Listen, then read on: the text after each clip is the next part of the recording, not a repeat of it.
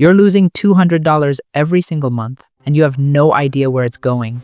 You pack your lunch every day, you skip the expensive coffee, you're doing everything right. So why does your bank account still look like that at the end of the month? My name is Zach, and today on Dollar Decoded, I'm going to show you the invisible money leak that's draining your wallet. And once you see it, you won't be able to unsee it. Let me tell you about someone you're going to recognize, a 28-year-old guy who works in marketing and makes decent money, and he is smart with his finances. He brings lunch from home every single day, he tracks his big expenses, he even has a budget spreadsheet that he actually uses. But last month, he did something most people never do. He tracked every single purchase, not just the big stuff, everything, every coffee, every snack, every random dollar. And when he looked at the final number, he couldn't believe it. $187 in 1 month on workplace snacks. Now, before you think that's not me, let me show you exactly how this happens, because I guarantee you're doing the same thing. Picture your typical Tuesday morning. You walk into the office at 9 a.m. Your lunch is packed in your bag. You're feeling pretty good about yourself, right? I brought lunch. I'm saving money today. And lunch works out perfectly. You eat your homemade sandwich. You save 10, maybe 15 bucks. You're winning. But here's where things start to go sideways. 2:30 p.m. hits. You know that time, that weird dead zone between lunch and going home. Your inbox slows down. Your brain starts getting foggy. The next meeting isn't for another hour. You're not hungry. You're not even tired. You're just bored. So you stand up. You stretch a little. You tell yourself you're just taking a quick walk. And somehow, you end up at the vending machine. Not because you need food, but because your brain needs something to do. Kit Kat? $2. Your brain says, it's just a snack. Coke? $2.50. I've been working hard, I deserve this. Bag of chips at 4 p.m.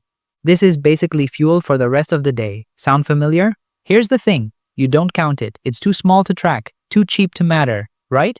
Wrong. Let me show you what your month actually looks like. Monday. Afternoon slump hits. Kit Kat and a Coke. $3.50. Tuesday. Stressful deadline. Chips and an energy drink. $4.25. Wednesday. Boring meeting that could have been an email. M&Ms. $2. Thursday. Treat yourself Thursday, right? Protein bar and a kombucha. $6.50. Friday. You made it through the week. Candy and a soda to celebrate. $3.75. 1 week, $20. 1 month, $80 to $100. Add in a few extra stress days, a couple I deserve this moments, and suddenly you're looking at $150, $180, $200 gone. That's a car payment, that's a vacation fund, that's your weekend money, spent on vending machine junk you don't even remember eating. Still think it's not a big deal?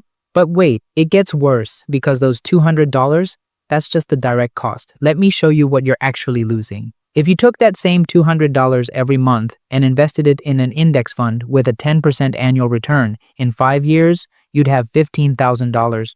In 10 years, $38,000. In 20 years, over $150,000. That's not just snack money anymore. That's a down payment on a house. That's your kid's college fund. That's early retirement, all traded for afternoon candy bars you eat at your desk and forget about 5 minutes later. That's the real cost. Now, most people hear this and think, okay, I just need more willpower, but that's not the problem. Let me explain what's really happening. You're not weak. You're not undisciplined. He packs his lunch every single day. That takes discipline. The real problem. Workplace snacks live in your blind spot. Here's why they're so dangerous. First, they're cheap enough to ignore. $2 doesn't feel like real money to your brain. You'd never forget spending 50 bucks. But $2, your brain doesn't even register it. Second, they happen too often to track. One snack is harmless, but you're not doing it once. You're doing it every single day. And habits don't care about price. They care about repetition. Third, they feel earned. And this is the sneaky part. Because you brought lunch from home, your brain thinks you already won today. So the snack feels like a reward. I save money on lunch. I can treat myself. Fourth, different triggers, same habit. Stressed, snack, bored, snack, happy, snack, tired, snack. Your wallet doesn't care about the reason. It just gets lighter. And here's what nobody tells you. This isn't about food. It's about dopamine. Your brain craves that quick hit of pleasure, and snacks deliver it in under 30 seconds. That's why it's so hard to stop. You're not fighting hunger. You're fighting brain chemistry. So here's what you're not going to do. You're not going to quit snacks cold turkey. That sounds miserable. And miserable doesn't work. Instead, we're going to fix this the smart way. So you save money and still enjoy your day. The real problem isn't the snack, it's the boredom. Boredom is the trigger. So let's replace what you do when boredom hits. When that 2:30 slump starts creeping in. Option 1. Put on a song. Not a whole playlist.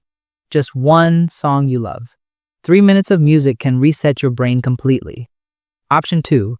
Take a real walk. Not to the vending machine. Outside, around the block. Fresh air. 5 minutes. That's it. Option 3. Call someone, a friend, your mom, your partner. A 2-minute conversation beats a $2 candy bar. Option 4. Learn something.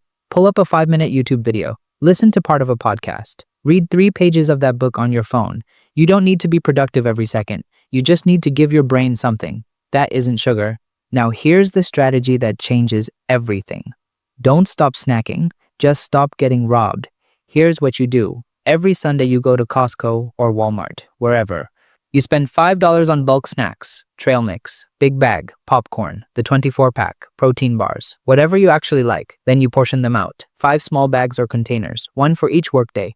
Now, when that 2:30 craving hits, you reach into your bag, not the vending machine. Your bag before, $187 a month. After, $20 a month. Savings, $167 a month. That's $2,004 per year. Same snacking habit, different source, massive savings. And here's a bonus tip that works incredibly well. Keep a water bottle at your desk. Drink water when cravings hit. A lot of what feels like hunger is actually just thirst. Your body is dehydrated and confused. Water clears that up in about 2 minutes. Try it. Cravings drop by like 70%. And this last one is simple but crazy effective. Make spending harder. Leave your wallet at your desk. Delete Apple Pay from your phone. Don't carry cash to the break room, because here's what happens. If you have to walk back to your desk, grab your wallet, walk all the way to the vending machine. Most of the time, the urge passes. You forget about it. You move on with your day. You're not weak, you're human. And humans take the path of least resistance. So make junk food the harder path. Make your homemade snacks the easier path. That's it. So what happened to the 28-year-old guy spending $187 a month on snacks? Month 1, just tracking, $187. Month 2, he used these 3 strategies. Replaced boredom with walks, brought snacks from home, left his wallet at his desk. Result? He spent just $23. Month 3, he spent only $18. He saved over $160 in 1 month. And here's the best part. He doesn't feel deprived. He still snacks whenever he wants. He just stopped letting vending machines rob him blind. Look, here's what you need to understand. Most people don't struggle with money because they're irresponsible. You struggle because the leaks are invisible. Today, it's snacks. Tomorrow, it's coffee subscriptions. Next week, it's DoorDash adding up. But once you learn to spot the leak, you don't just save money, you take control back. So here's your homework. For the next 7 days, track every single snack you buy at work, every candy bar, every soda, every just this once, then add it up. I guarantee most of you will be shocked. Drop your total in the comments below. Let's see who's got the most expensive snack habit. No judgment, just data.